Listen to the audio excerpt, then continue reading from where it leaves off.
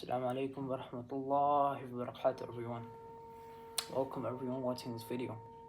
As the ayam of Bibi Fatima salamun alayha has begun and it is coming to an end, I would like to tell you guys some points about the very blessed personality of Bibi Fatima salamun alayha and what the Prophet had said about her. So let's start with a few hadiths which Prophet Rasulullah sallallahu alaihi wasallam had said in the honor of the Blessed Lady. The first hadith found in Bihar al-Anwar: whoever loves my daughter Fatima will be in paradise, and whoever hates my daughter Fatima will be in hellfire. So the love and hatred of Fatima is so strong that if you have love for her, if you have affection for her, you will be in the highest people of Jannah, Habibi. But if you have even the smallest amount of hatred for this blessed personality, I can guarantee you're not crossing the Pul Sirat. There's no way you're going to cross the Pul Sirat. Fatima is said to be the queen of Jannah. This world is supposed to be made and is said to be made in the love of the Ahlul Bayt alayhi salam, in the love of the Prophet, and the love of Imam Ali alayhi salam, in the love of Bibi Fatima Zahra salamun alayha, in the love of Imam Hassan and Imam Hussain alayhi salam.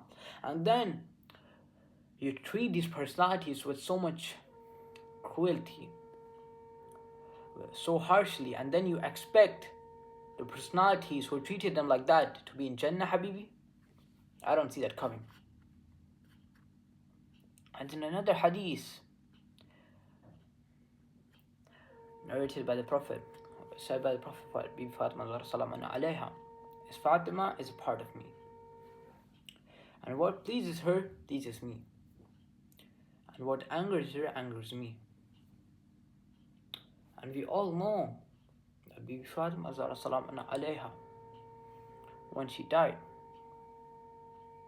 had said to Ali ibn Abi Talib alayhi salam that, "Oh Ali, bury me in the loneliness of night." So that certain personalities, especially the first caliph and the other companions, his companions, do not attend my burial. She was angry from them, and this is accepted by all the narrations, all the schools of thought, all the schools of Islam. And when Rasulullah himself said that who angers Fatima angers me, and who angers me angers Allah subhanahu wa ta'ala, how do you expect these people to be known as a believer? When Allah subhanahu wa ta'ala is angry from you, you're not a believer, Habibi. Allah cannot be angry on a believer. Remember that.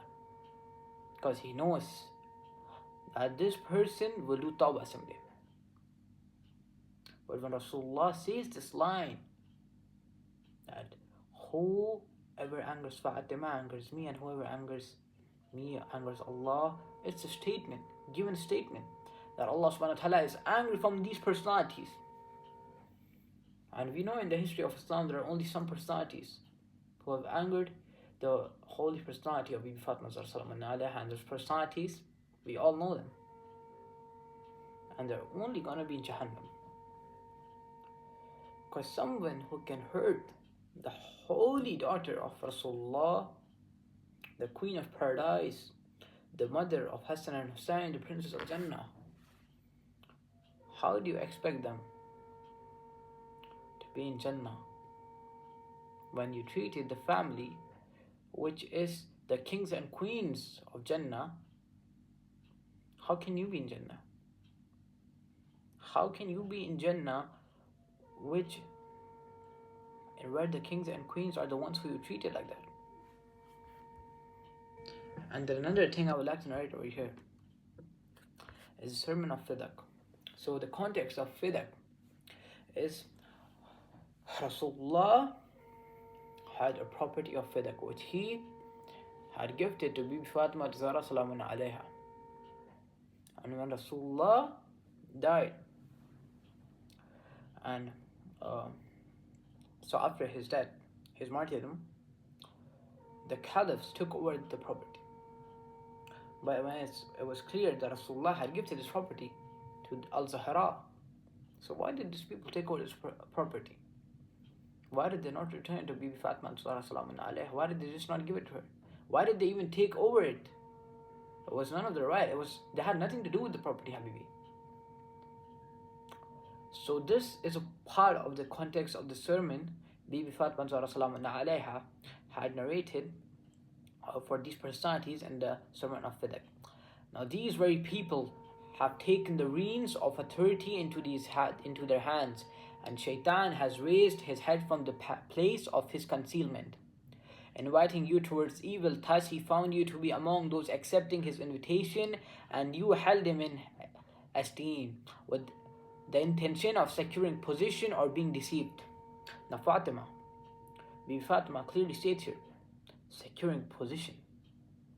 Who were in position that time? Who were in position? As we go on, Shaitan invited you to rebel and found you to be among the base and the meanest of people, and he incited your rage, and thus you became enraged. Then you started to snatch the rights of others and entered the spring that did not belong to you. And you did all of this when not much time had passed since the passing of the Prophet, and the wound of his death was deep, and our hearts had not yet healed, and the corpse of the Prophet was not even laid to rest in the grave. What is Bibi saying here? She's saying how Rasulullah hadn't even got buried at that point, when some personalities, when some people were busy in Saqifa.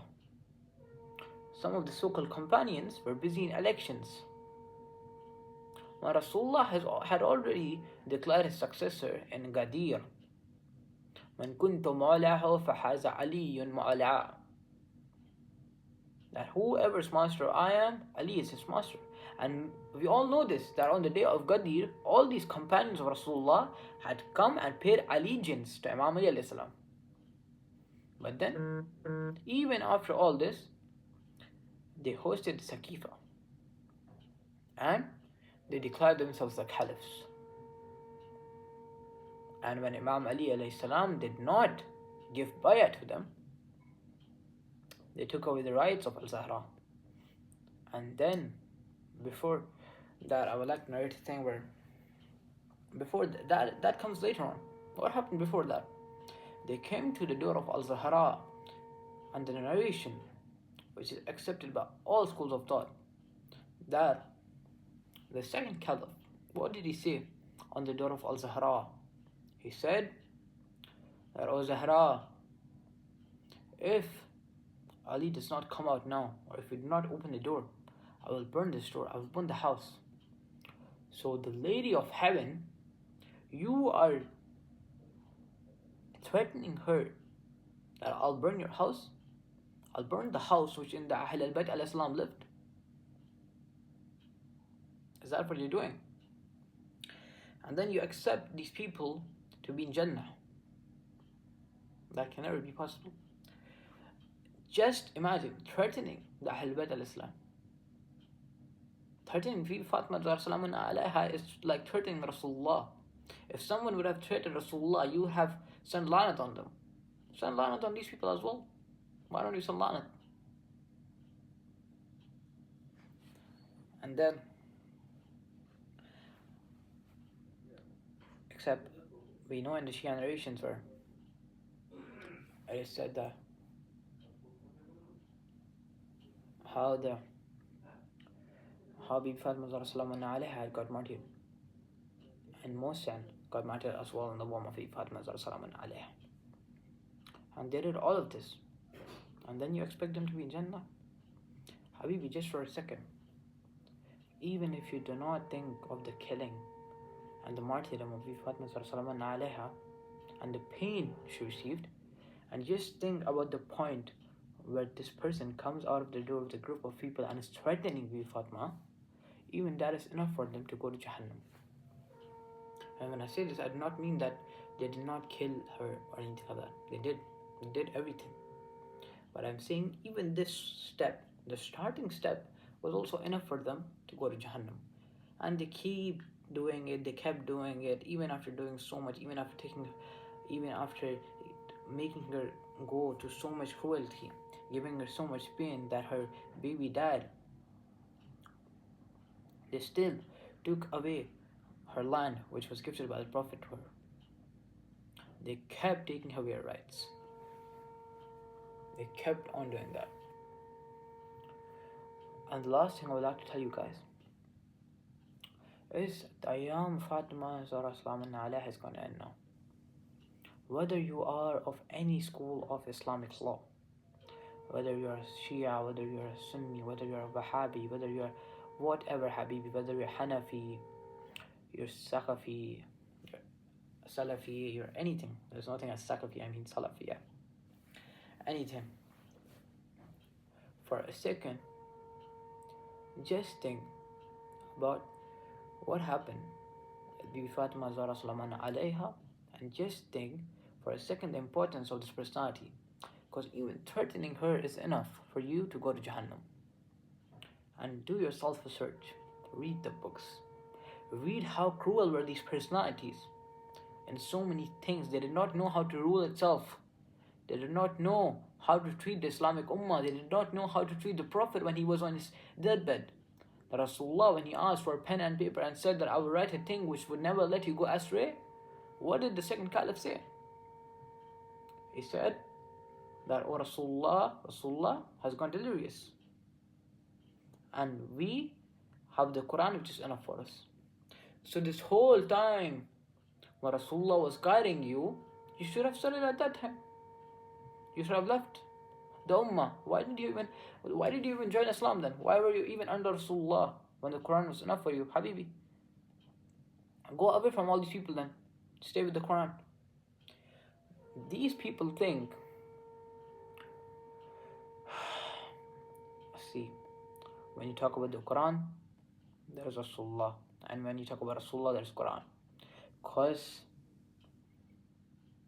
when Allah always depicted this message through two things. Either through Rasulullah or either through Quran. Either through Ali, either through Quran. Either through the Ahlul Bayt, either through the Quran. The Ahlul Bayt and the Quran are steadfast together. And this is said in so many narrations. In the Sahih narrations, in the Ahl Sunnah narrations, in the Shia narrations, everywhere. So understand the Aqidah. Understand what is the pain which was where Bibi Fatima Zahra Salamun alayha was put through. And by this I would like to end the session. And the last thing I would say, Habibi, every single person, understand this lady is not an ordinary person. That she is of that honor that in Hadith, the Qissa, when they mention each of the personalities of the Ahlul Bayt, what do they say? Rasulullah, the father of Bibi Fatima. Imam Ali, the husband of Bibi Fatima. Hassan and Hussein, the sons of Bibi Fatima. That this whole family has only one connecting point, which is Fatima and only Fatima. So understand this. Understand this personality. Understand the importance of Bibi Fatima. That if Bibi Fatima wasn't there, a lot of things wouldn't have been there. Bibi Fatima is the purest of ladies. And who can threaten her is someone who is a shaitan himself. And by this I would like to end the session. Thank you so much for attending this. Inshallah ta'ala, I hope I can upload more on this content or more on this topic and let you guys know about the topic of Bibi Fatima Zahra Salamun alayha. Inshallah ta'ala, we have podcasts coming up on this topic as well, inshallah ta'ala, if Allah permits. We had taken a small break from some time, but inshallah ta'ala, don't worry, we'll have regular content coming up. I'm trying my best to do whatever I can to help you guys out, to get you guys any sort of knowledge, even the shortest, even the smallest of knowledge, which can benefit you guys. So thank you so much. May Allah bless everyone who's watching this video, and may Allah give you tawfiq, may Allah give you hidayah, may Allah give you the ilm you need. And thank you so much again. Assalamu alaikum.